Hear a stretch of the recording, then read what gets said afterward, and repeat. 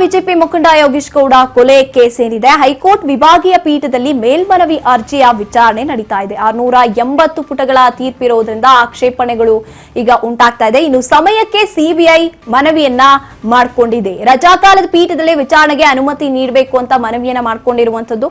ವಿನಯ್ ಕುಲಕರ್ಣಿ ಪರ ವಕೀಲರು ಕೋರ್ಟ್ಗೆ ಮನವಿಯನ್ನ ಮಾಡಿಕೊಂಡಿರುವಂತದ್ದು. ಧಾರವಾಡದ ಬಿಜೆಪಿ ಮುಖಂಡ ಯೋಗೀಶ್ ಗೌಡ ಕೊಲೆ ಕೇಸ್ನಲ್ಲಿ ಶಾಸಕ ವಿನಯ್ ಕುಲಕರ್ಣಿ ಈಗ ಜೈಲಿನಲ್ಲಿರುವಂತದ್ದು. ಹೈಕೋರ್ಟ್ ವಿಭಾಗೀಯ ಪೀಠದಲ್ಲಿ ಈಗ ಮೇಲ್ಮನವಿ ಅರ್ಜಿ ವಿಚಾರಣೆ ನಡೀತಾ ಇದೆ.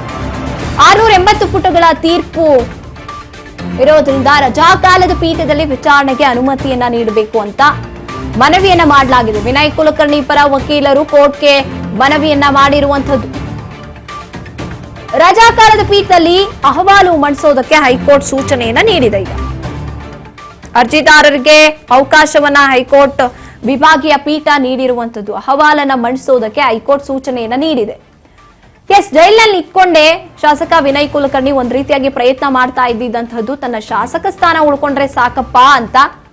ಈ ವಿಚಾರವಾಗಿ ವಿನಯ್ ಕುಲಕರ್ಣಿ ಪರ ವಕೀಲರು 680 ಪುಟಗಳ ಒಂದು ಮನವಿಯನ್ನ ಸಲ್ಲಿಸಿದ್ರು. ರಜಾಕಾಲದ ಪೀಠದಲ್ಲಿ ವಿಚಾರಣೆಗೆ ಅನುಮತಿಯನ್ನ ನೀಡಬೇಕು ಅಂತ ಹೈಕೋರ್ಟ್ಗೆ ಮನವಿಯನ್ನ ಸಲ್ಲಿಸಿದಂತಹದ್ದು. ಈಗ ವಿನಯ್ ಕುಲಕರ್ಣಿ ಪರ ವಕೀಲರು ಸಲ್ಲಿಸಿದಂತಹ ಮನವಿಗೆ ಒಂದು ರೀತಿಯಾಗಿ ಅಹವಾಲನ್ನ ಮಂಡಿಸಿ ಅಂತ ಸೂಚನೆಯನ್ನ ಹೈಕೋರ್ಟ್ ನೀಡಿದೆ. ಅರ್ಜಿದಾರರಿಗೆ ಅವಕಾಶವನ್ನ ನೀಡಿದಂತಹದ್ದು. ಧಾರವಾಡದ ಬಿಜೆಪಿ ಮುಖಂಡ ಯೋಗೀಶ್ ಗೌಡ ಕೊಲೆ ಕೇಸ್ನಲ್ಲಿ ಶಾಸಕ ವಿನಯ್ ಕುಲಕರ್ಣಿ ಜೈಲೂಟವನ್ನ ಅನುಭವಿಸ್ತಾ ಇರುವಂತದ್ದು, ಜೈಲು ವಾಸವನ್ನ ಅನುಭವಿಸ್ತಾ ಇರುವಂತದ್ದು.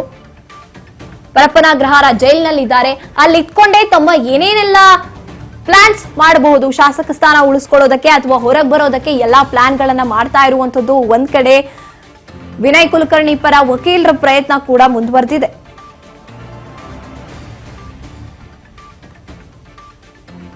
ಅರ್ಜಿದಾರರಿಗೆ ಅವಕಾಶವನ್ನ ನೀಡಬೇಕು ಅಂತ ಈಗ ಹೈಕೋರ್ಟ್ ಒಂದ್ ರೀತಿಯಾಗಿ ಆದೇಶವನ್ನ ನೀಡಿರುವಂತದ್ದು.